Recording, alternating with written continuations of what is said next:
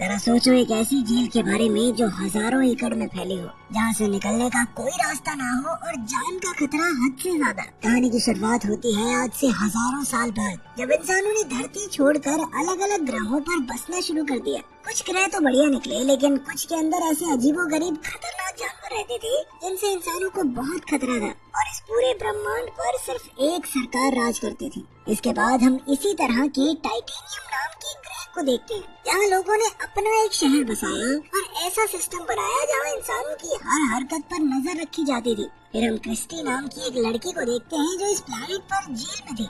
इसके बाद हम ऐसे ही 10 कैदियों को देखते हैं जिन्हें शहर से निकाले जाने की सजा दी गई थी। यहाँ किसी को भी मौत की सजा नहीं दी जाती थी, बस शहर से निकाल देते थे, क्योंकि शहर से बाहर यहाँ बहुत ही खतरनाक जीव रहते थे जो मौका मिलते ही उन्हें मार डालते। कैदी अब यहाँ से भागकर कहीं नहीं जा सकते थे, तो इस जगह को एक खुली जेल भी कहा जाता था। अब इन 10 कैदियों को खतरनाक दलदल में से गुजरते हुए पैराडाइज आइलैंड्स तक पहुँचना था, लेकिन सच तो ये था कि आज तक कोई पैराडाइज आइलैंड्स तक पहुँच ही नहीं पाया था।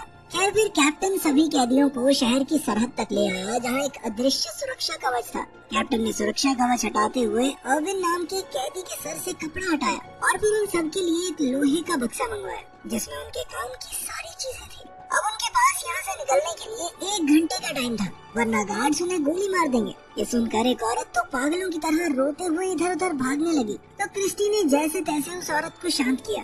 इसके बाद वुल्फ नाम के कैदी ने कहा कि वो सबके बारे में जानना चाहता है। असल में वो खुद ब खुद सबका लीडर बनने की कोशिश कर रहा था, क्योंकि वो पहले भी इन दलदलों में जा चुका है। लेकिन तभी अचानक पेगन नाम का एक खतरनाक कीड़ा जमीन से बाहर आ गया और तुरंत अपने शिकार को लेकर जमीन में वापस चला गया। खैर, फिर क्रिस्टी ने कहा कि वो वुल्फ के साथ नहीं बल्कि अर्विन के साथ आगे बढ़ना चाहती है। तब अर्विन ने कहा कि भाई हमें बक्सा खोलकर चीजें आपस में बांट लेनी चाहिए, फिर अपने अपने रास्ते निकल जाएंगे। लेकिन बक्सा खुलते ही सब एक साथ टूट पड़े और अर्विन के हाथ सिर्फ एक चाकू लगा।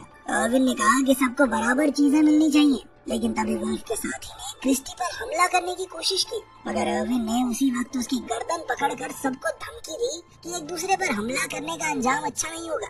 आखिरकार वुल्फ ने उन्हें उनका हिस्सा दे दिया, लेकिन फिर अर्विन ने कुछ खाने की चीजें उनको देने के बदले उनसे वो खाली बक्सा मांग लिया, जिसके लिए वुल्फ खुशी खुशी तैयार हो गया। तभी महल से आवाज आई कि कैदियों को अभी के अभी यहाँ से निकालना होगा, तो वुल्फ ने अपनी टीम को आगे बढ़ने का ऑर्डर दिया। वहीं अर्विन और क्रिस्टी ने भारी बक्सा अपनी कमर पर बांधा और अपने रास्ते निकल पड़े। तभी अचानक महल से हमला हुआ और सभी लोग पत्थरों के पीछे छुप गए। तब अर्विन को एहसास हुआ कि असल में ये हमला उसे मारने के लिए किया गया था। उसने क्रिस्टी को अपने साथ रेंगते हुए आगे बढ़ने को कहा। फिर जल्द ही वो एक सुरक्षित जगह पर आ पहुँचे और तब अर्विन ने देखा कि वुल्फ की टीम भी उनका पीछा कर रही है। इसके बाद क्रिस्टी ने अर्विन से पूछा कि क्या सच में पैराडाइज आइलैंड नाम की कोई जगह है भी। इस बार अर्विन ने जवाब दिया कि अगर वो जगह ना होती तो सरकार के लोग उन पर हमला क्यों करते।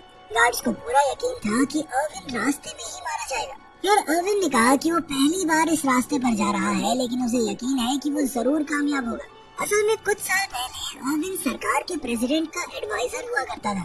वहीं दूसरी ओर हम देखते हैं कि नए प्रेसिडेंट ने कैप्टन को बुलाकर पूछा कि एडवाइजर अब तक जिंदा कैसे है। तो कैप्टन ने उसे यकीन दिलाया कि आज तक कोई इन दलदलों को पार नहीं कर पाया। उधर क्रिस्टी और अर्विन को रास्ते में थोड़ा साफ पानी मिला, तो क्रिस्टी ने अपना चेहरा धोया और आने वाले समय के बारे में सोचने लगी। तभी अचानक अर्विन ने क्रिस्टी को बिल्कुल हिलने से मना कर दिया। क्रिस्टी को लगा कि अर्विन उसका फायदा उठाना चाहता है, मगर असल में तो अर्विन ने उस पेगन कीड़े को देख लिया था जो अचानक जमीन से बाहर आ गया था। जब अर्विन उसका सामना कर रहा था तो क्रिस्टी ने हिम्मत दिखाकर चाकू से कीड़े को काट डाला। बाद में जब वो अर्विन के घावों पर मरहम लगा रही थी तो क्रिस्टी ने बताया कि एक बार एक इंस्पेक्टर ने उसके साथ जबरदस्ती करने की कोशिश की थी, लेकिन जब क्रिस्टी नहीं मानी तो उस पुलिस वाले ने बिना किसी गलती के उसे जेल में डाल दिया। उसी समय वुल्फ का ग्रुप भी वहाँ पहुँचा। वुल्फ उनसे वो लोहे का बक्सा वापस लेना चाहता था, मगर अर्विन ने कीड़े के काटे हुए हिस्से को अपने हाथ पर बांधा और उसे हथियार की तरह इस्तेमाल करके वुल्फ पर हमला करने लगा। वुल्फ को एहसास हुआ कि इस समय वो अर्विन का मुकाबला नहीं कर सकता, इसीलिए उसने अर्विन और क्रिस्टी को जाने दिया, लेकिन फिर भी वो उनका पीछा करते रहे। असल में वुल्फ चाहता था कि वो दोनों आगे चलकर पहले दलदल में फंस जाए, ताकि उनके ग्रुप को आने वाली मुसीबत का पहले ही पता चल जाए। कुछ समय बाद अर्विन को जमीन से पेगन्स निकलते दिखाई दिए, तो उसने क्रिस्टी को चुपचाप नीचे लेट जाने को कहा। ऐसा करते ही बहुत सारे पेगन्स अचानक जमीन से बाहर आ गए और वुल्फ के ग्रुप पर हमला कर दिया। वो कई कैदियों को अपना शिकार बनाकर जमीन के अंदर ले गए। उधर प्रेसिडेंट ने कैप्टन से अर्विन के बारे में पूछा तो कैप्टन ने बताया कि उसका एक खास आदमी अर्विन के पीछे लगा हुआ है। इधर रात होने पर अर्विन और क्रिस्टी एक जगह पर रुक गए और अर्विन उसे अपनी पूरी सच्चाई बताने को तैयार हो गया, लेकिन इससे पहले कि वो कुछ कहता क्रिस्टी थक हार कर वहीं सो गई। बाद में जब उनकी आँख खुली तो उसे अजीबोगरीब आवाजें सुनाई दी और सामने से हजारों की तादाद में कीड़े उनकी तरफ बढ़ रहे थे। क्रिस्टी डर के मारे तेजी से दौड़ी, मगर अर्विन ने उसे तुरंत पकड़कर लोहे के बक्से में डाला और खुद भी अंदर लेटकर ढक्कन बंद कर दिया। इसी तरह वो कीड़ों के आतंक से तो बच गए, मगर उनके बक्से का ढक्कन बुरी तरह टूट गया। दरअसल अर्विन ने बक्से की मांग इसी मुसीबत से बचने के लिए की थी। फिर शांति होने के बाद वो बाहर आए और बक्से को वहीं छोड़कर आगे बढ़ गए। कुछ समय चलने के बाद वो दलदल की शुरुआत में पहुंच गए। वहीं वुल्फ का पूरा ग्रुप भी उनका पीछा कर रहा था। लेला नाम की एक लड़की को लगा कि ऐसे तो अर्विन और क्रिस्टी ज्यादा आगे निकल जाएंगे, तो वो उनके पास पहुंचने के लिए तेजी से चलने लगी। तब वुल्फ उसे रोकने के लिए दौड़ा, मगर अचानक वो खुद ही दलदल में फंस गया। उसी वक्त लेला ने सबको बताया कि अर्विन असल में पिछले प्रेसिडेंट का एडवाइजर था और वो जानता है कि यहाँ से जिंदा बाहर कैसे निकलना है। फिर यान नाम के कैदी ने वुल्फ को बाहर निकाला। खैर रात होने पर अर्विन और क्रिस्टी एक जगह रुके और अर्विन ने उसे कच्चे मेंढक खिलाए। फिर उसने खुद ही क्रिस्टी को बताया कि वो पहले प्रेसिडेंट का एडवाइजर हुआ करता था, लेकिन वहाँ के सिस्टम का काला सच जब उसके सामने आया तो उसने आम लोगों के सामने उनका पर्दाफाश करने का फैसला किया।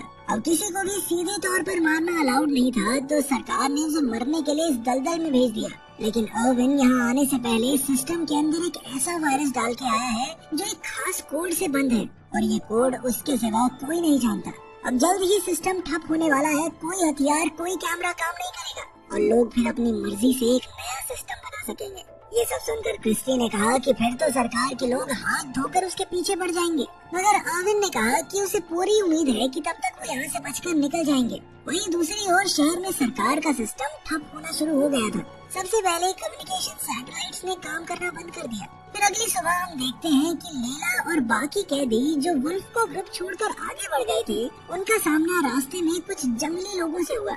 उनकी चीखें जब क्रिस्टी तक पहुंची तो वो दुखी होकर रोने लगी। वो उस इंसान को पूछने लगी जिसने ये सजा बनाई थी, लेकिन असल में किसी को ना मार कर यूं खुले में छोड़ देना अर्विन का ही आइडिया था। ये सुनकर क्रिस्टी को बहुत गुस्सा आया और वो रोते हुए अर्विन पर चिल्लाने लगी। उधर वुल्फ को पत्थरों के पीछे उसके ग्रुप के लोग छिपे हुए दिखाई दिए। तब अपनी जान बचाने के लिए लेला ने वुल्फ को बताया कि उसे प्रेसिडेंट के एडवाइजर को मारने का ऑफर मिला है। अगर इसने अर्विन को मार दिया तो सरकार का हेलीकॉप्टर उसे लेने आएगा। अब वुल्फ के दिमाग में एक आइडिया आया कि अगर वो लेला को ही खत्म कर दे तो सरकार शायद उसे भी ऑफर दे देगी। लेकिन फिर लेला उससे बचकर भागी और दलदल के अंदर एक खूंखार मकड़ी के जाल में जा फंसी।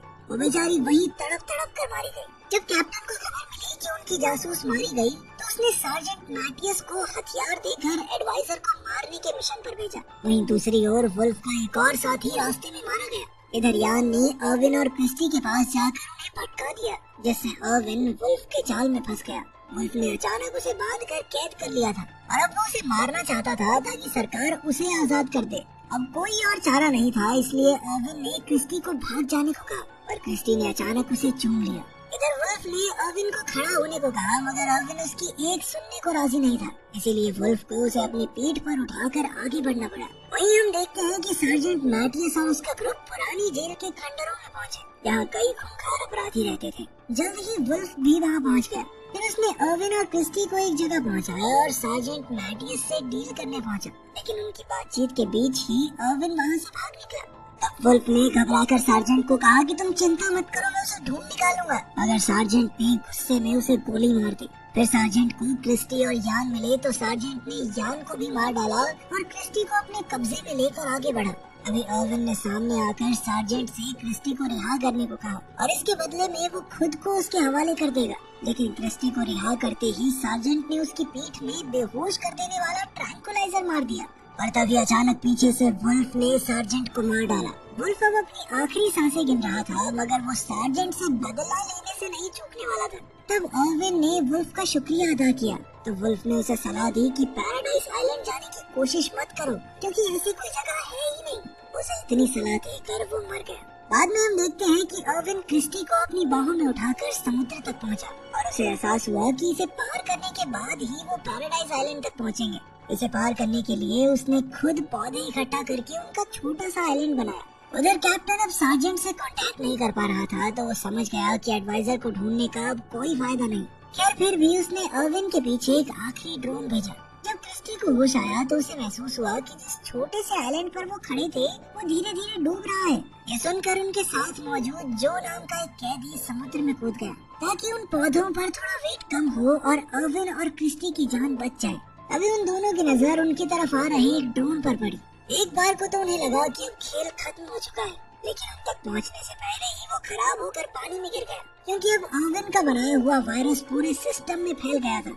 अब उसे थोड़ी खुशी हुई क्योंकि शहर के लोग करप्ट सरकार के चंगुल से बाहर आ जाएंगे। लेकिन अचानक उन्होंने देखा कि वो बहुत तेजी से एक झरने की तरफ बढ़ रहे थे। लेकिन तभी उन्होंने जैसे तैसे खुद को अपने छोटे से आइलैंड से बांधा और वो वहाँ से नीचे गिरकर भी बच गए। ये किसी करिश्मे से कम नहीं था। आखिरकार वो किनारे तक पहुँचे जहाँ प्रेसिडेंट के लिए एक खुफिया बंकर बनाया गया था। इसे बनाने वाला कोई और नहीं बल्कि अर्विन ही था, लेकिन उसे खोलने के लिए कोड का आखिरी नंबर अर्विन को पता नहीं था, क्योंकि वो प्रेसिडेंट ने खुद डाला था। वो तुक्का नहीं मार सकते थे, क्योंकि अगर 2 ट्राई में उन्होंने सही जवाब नहीं भरा तो बंकर लॉक हो जाएगा। लेकिन फिर उसने थोड़ा दिमाग लगाकर प्रेसिडेंट की तरह सोचते हुए नंबर डाला और दरवाजा फट से खुल गया। अंदर जाकर उन्होंने देखा कि वहाँ मौजूद स्पेसशिप में सिर्फ एक ही इंसान के लिए सीट थी। तब अर्विन ने क्रिस्टी को आगे जाने को कहा, मगर क्रिस्टी ने साफ इनकार कर दिया, क्योंकि अब तो वो अर्विन से प्यार करने लगी थी। आखिर में वो दोनों जैसे तैसे उस स्पेसशिप में घुस गए और उस ग्रह से बाहर निकलकर वो पृथ्वी पर पहुंचे, जहाँ उन्होंने सरकार को सारी सच्चाई बताई। उम्मीद है अब उनकी ग्रह पर जिंदगी थोड़ी बेहतर हो जाएगी। अगर वीडियो पसंद आई तो लाइक कर देना, चैनल को सब्सक्राइब कर देना। मिलते हैं अगली वीडियो में।